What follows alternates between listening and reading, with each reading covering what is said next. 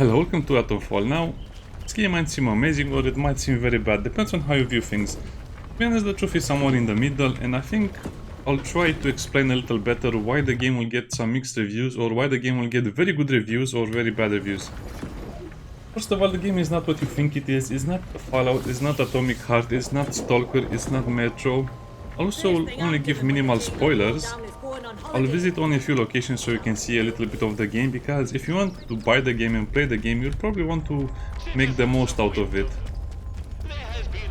To be honest, it has a few more, let's say, mechanics and gameplay elements that are more in common with We Happy Few than the games that I mentioned before. So yeah, the good part is that the game is a semi-survival game. The supplies are scarce on a decent difficulty. It does a good job at telling a story, and it doesn't use quest markers. It just tells you where a lead is and then you have to follow the lead. Sadly, the biggest problem of the game is that this is a console action-adventure game with slow and linear progression. There is a lot of backtracking. There's a lot of dialogue sometimes. You'll explore big places with very little rewards. The main plot of the game is that the player has to search for certain facilities and power them up. Basically, you have to find a network of tunnels and facility and power them up to see what happens. Yeah, that's the main plot of the game. As you can see, it doesn't look that bad, but if you look at how the village is made, you'll notice that there are a few weird elements to the game. Anyway, there are only a few maps to explore, but they're basically mazes, and what should take 5 minutes will take 50 minutes if you play the game slow and steady and if you try to see more of the game. Also, there are a lot of annoying elements, like for example, if you run too much, you don't have a stamina bar, you have a heart meter. If you run too much, as you saw, you start to hear the thumping noises and your vision will start to be distorted a little bit. This will happen in combat as well, see? Nobody likes this. So there are many conflicting elements of the game. I would give the game a 7 out of 10 because it has all of the elements to be a great game, but it just went too safe and too limited. The scope of the game is very small. It's basically an RPG where you get a quest from an NPC, you go to a location, and then you can turn in the quest to the same NPC or another NPC. That's the basic gist of it, the basic explanation for the game. There's no experience system, and you can find multiple copies of skill books, which are basically the way you progress in the game. So the game becomes very linear. The exploration is not rewarded since you would visit the locations for the quests anyway, so there's not much at stake here. So as you can see, progression is a bit weird. Now the story and setting, I would give it a very high note, maybe an 8 or a 9. The gameplay is a 7 at best because it just doesn't have enough appeal to me. Audio, design and visual, also known as immersion, I would give it a 7 or an 8 because it has many good things, but then again, many bad things as well. This is the most developed area in the game. This is the most developed zone in the game. This is the most beautiful zone you'll see in the game, more or less. So, it doesn't really hit the mark, does it? As for the replayability, I would say it has almost zero replayability because, again, you don't have much to work with over here. You just have a few skills and that's it. You'll not replay the game to use a range build. This is not Fallout, so this is a big problem in my opinion, because it has very poor replayability. I would give it for immersion a 7 or an 8, but for replayability I would give it a 5 or a 6. As for the price point, nah, this is not worth the money. This is basically a 20 euro or a 25 euros, maybe 30 euros if you feel particularly generous, but it's not that good. That's why I give it a 7 out of 10. Probably should get a lower score in my opinion, but it does a lot of things very well, but it doesn't expand on them, which is the biggest problem. It doesn't have progression or replayability, so that's not going to be very good.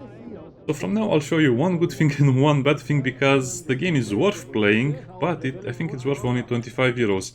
Also, another problem is that the game ticks all of my bad game check marks.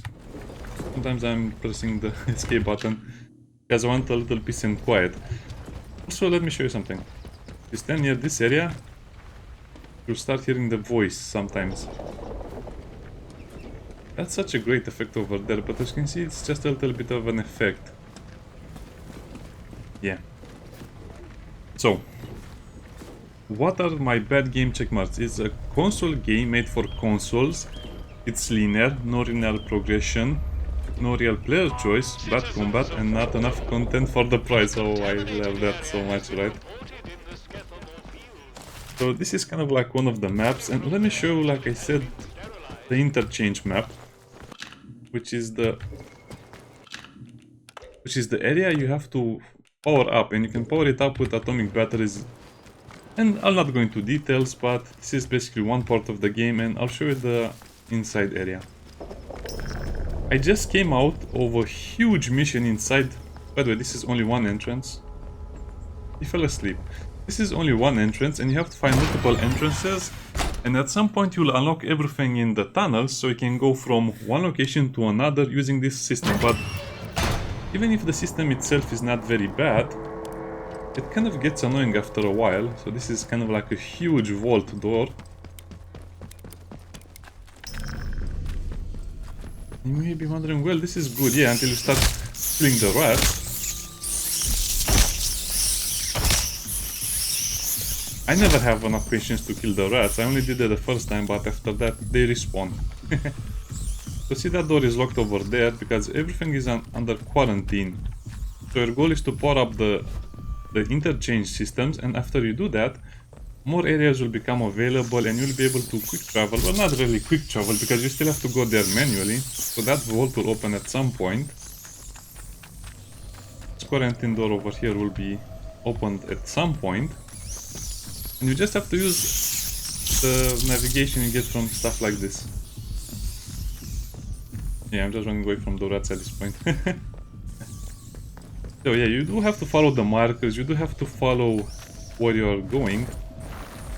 And I guess they did a great job with that because you also find maps at some point listed over here. Sadly, you don't have a proper map. But you can follow the signs and you'll get where you're supposed to go. And yeah, you have to power, for example, this area over here, and then you can just open more and more gates. As you can see, I have opened 2 gates. But sadly, it's a huge puzzle if you go, for example, in this area. And yes, you have to power multiple locations behind a single door sometimes. Oh boy, and this is where the things will get very, very interesting. So as you can see, the last location will just be Oberon. It's over there. But the game is not as long as it seems. Let me reload the game, I'll show you some combat. And before I show you the combat, we'll speak a little bit about the progression that we have in the game currently. Yeah, as you can see, it's pretty limited. Also, if you enter a shop or something else that has a door, you have to go through a loading screen, so it's super annoying. One of the things that the developers really need to start thinking about a little more, so you have to go through a dialogue to buy something. Then you have to, I should be going, and then you have to go something like this. Yeah, it's a thing that will annoy most people, because if you do this a couple of times, it will not seem so bad, but if you do it more than 10 times, it can get really annoying. See? The speaker only speaks when you are near it. This is just your movement speed, by the way. You also get phone calls, which... This is the best part of the game for me, the mysterious phone calls you get about certain things. This is the transaction. Oberon must die. If Oberon is dead, you will... This... If others to follow their advice, we can... Haha. I kind of like that, because some NPCs will offer you a way out. Basically, you wake up in the place, you wake up in a bunker, and you have no idea how you got here, and how you're supposed to go out. I don't know, it's a bit of an interesting game because you have minimal explanations, and that's why I liked it so much in the beginning. But now, as you can see, it kind of, I don't know, it kind of becomes tiresome to do all of this stuff. You have no fast travel, as you can imagine. The markers are good, but you don't see anything on the minimap, see? Reported immediately. Caught early.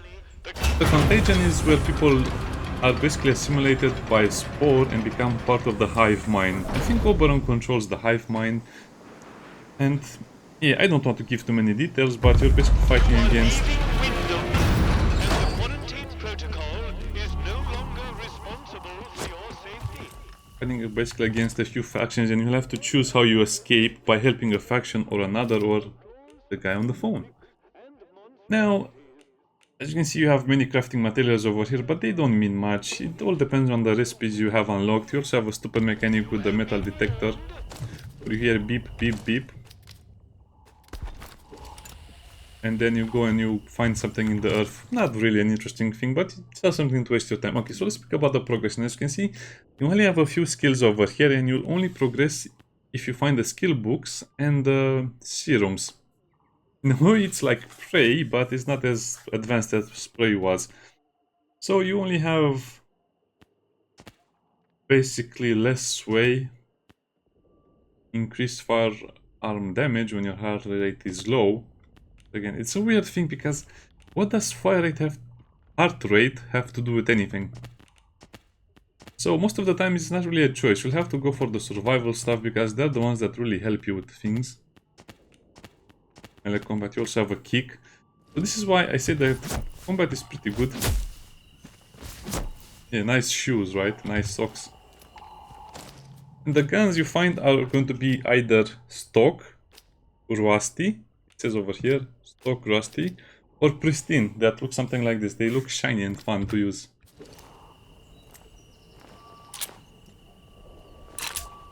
And also a little bit, you know, decorated. So let's go and say, put the mouse, the bat. Bats can attack, you know, it's just birds. Okay, so now let's speak about, like I said, the good things and the bad things, and I'll mention 10 of them. And we'll also do a little bit of combat. So the game looks great, especially in the village, but you cannot enter 90% of the buildings like I showed you. They're all barred up, and yeah, there's not much you can do to enter them, and there's not much to explore either. For example, this was an area I explored. Big nothing. After you get the initial stuff that was over here, which is usually serum, so you can increase your skills, then you basically get nothing out of it.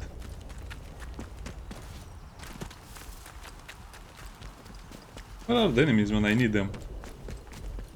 I guess they got maybe a little shy. Okay, so another thing, number 2. There are interesting locations, but entering a new locations means you go through a loading screen, even if you enter a shop, and like I said, that's going to get annoying. Someone's sneaking around out there. Keep your eyes open. I heard someone. I'm playing on the hardest difficulty, by the way. Intense, intense. This is veteran. Assisted. Get this over with, Sharpish. Yeah. Tell him. Christ. Hang on, it's not that bad. You bugger. Haha. You don't know what you started, sunshine. Aye, that. Be more careful, for Christ's sake. Firing. Oop.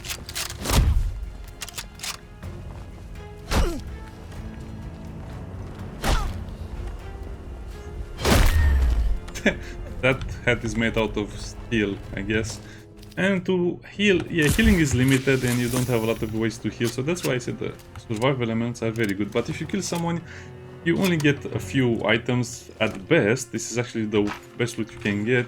You can use the rusty rifles to turn them into good rifles by using the crafting if you unlock the proper book. So if you use 2 rusty ones, you'll create 1 stock. If you want to create a pristine, you'll need 2 stock ones. So that means you need 4 rusty rifles to create a pristine one. And yeah, I mentioned this because some people have said that the rusty... that was a trap. And this is the basic gameplay. So let's continue. Number 3, progression is based on finding serums and skill books, but this means combat is a waste of resources unless you want an item from the enemy. I already mentioned this. Number 4, the progression we have is interesting with a nice variety of choices, but since there's so little combat, you'll always go for the support ones. What do I mean by this? Well, this will be useful because it will reduce the gameplay time, but I mostly went for the charisma so I can barter for less items, so I can get more of the trading. The pockets, because at some point, this is very, very limited. Sometimes you'll fill up some of the slots very fast, so I recommend you get this one as well. Gunsmith, if you don't have gunsmiths, you will not be able to craft the pristine guns. I think you can find some of them, but it's going to be a very long time before you can find them, or sometimes you'll just miss them, so that's why I went for the support stuff. And I also went for melee weapon attack power and also fixed skin, so reduce damage from melee attacks. Again, it's kind of like a brain dead thing. You probably want to have the firearm damage as well, but in the beginning you don't have a lot of ammo. As you saw, you don't really get a lot of ammo. If you kill enemies, you basically waste ammo. You waste a type of ammo. Ninjas will be shot. I like that idea. So, number 5. The game has a nice variety of items, because we have healing items, buff items, throw balls, ammo types, and you can even store some extra thing in the pneumatic tube, but the pneumatic tube is only in the interchange that I showed you. Might be in some other places, but mostly it's there. That means at the beginning of the interchange levels, you'll have to go back and forth to basically take out the loot.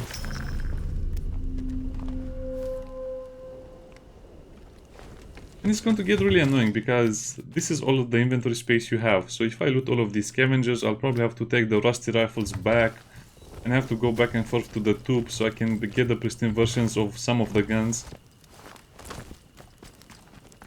There's also sneaking, and you can use a takedown to take down enemy. Or a villager for that matter.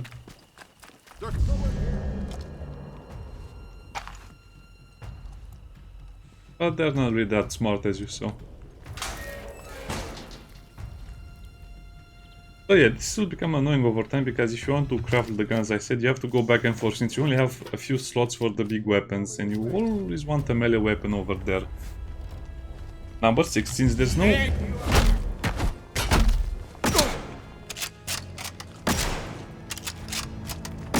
Since there's no money in the game, that means you have to barter for items, which means a lot more trips to the tubes and stuff like that, so... the village is basically your main hub, but as you saw, yeah, you're going to need a lot of stuff.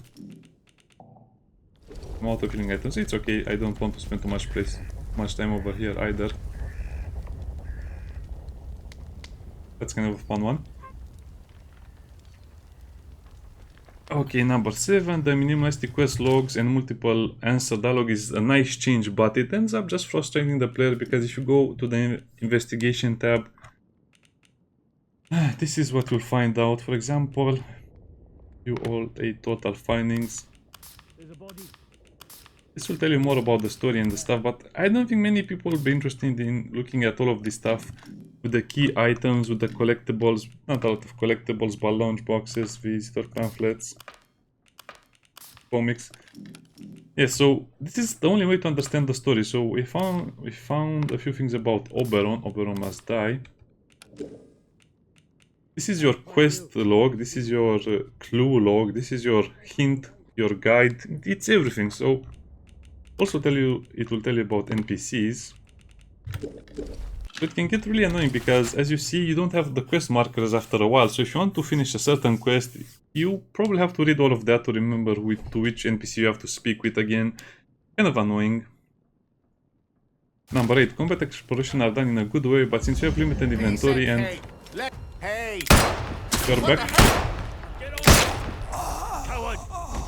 backtracking so much for quests, you'll want to skip and rush through some zones. So yeah, not much looting. For example, over here, I should probably just skip fighting all of these guys. I knew it. That was good. Oops, jump over the trap. I should probably just keep fighting them. Go over here. Loot. And then run away. Because they'll just... Oh yeah, this is one of the pneumatic tubes. Store item, take item from the tube.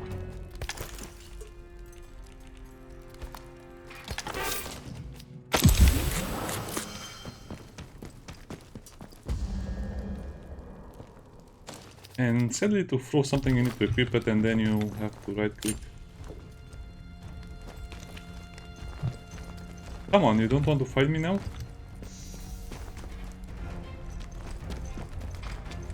I imagine on lower difficulties there will be a lot less items available.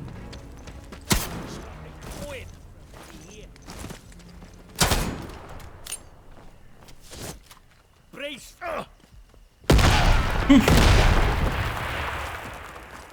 He tripped on the grenade, that was hilarious in a way. So yeah, rushing through the zones will become a necessity because the enemies will respawn and it will get really annoying at some point.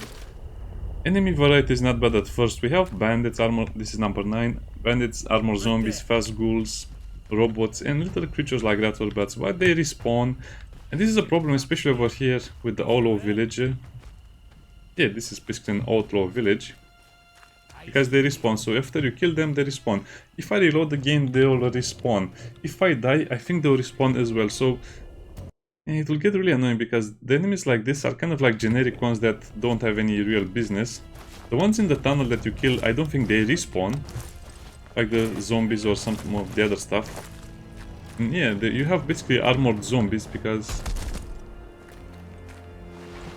the security forces there were killed while wearing their good gear. Kind of reminds me of Fallout.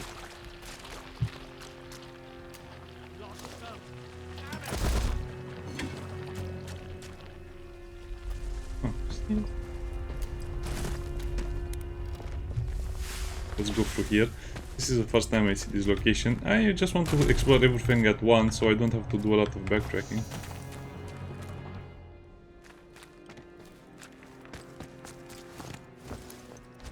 I'm up. Yeah, this is how you'll spend some of your time, if not most of your time, in certain situations.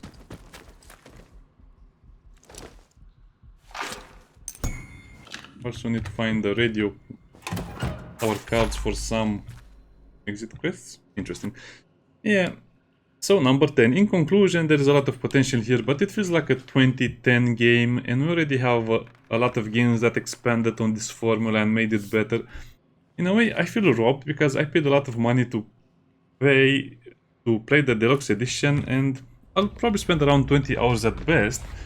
But probably the average gamer will spend around 10 hours in this game because if you just play the game normally, you'll rush through it immediately. Not that you want to rush it, but the quests are pretty straightforward and you might just find, you know, a way out very soon. Yeah, I don't think the game is worth the price.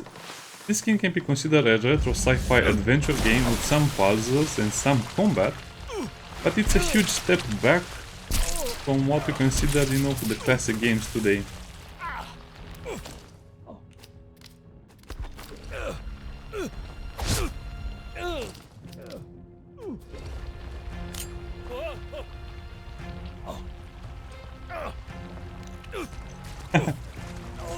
We put the pin back.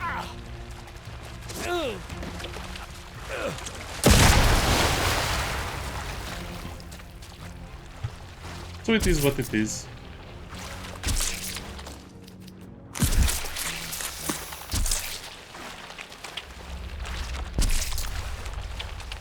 Apparently there are piranha fish or something in the water. Or leeches. Well, I guess I can show the detector as well.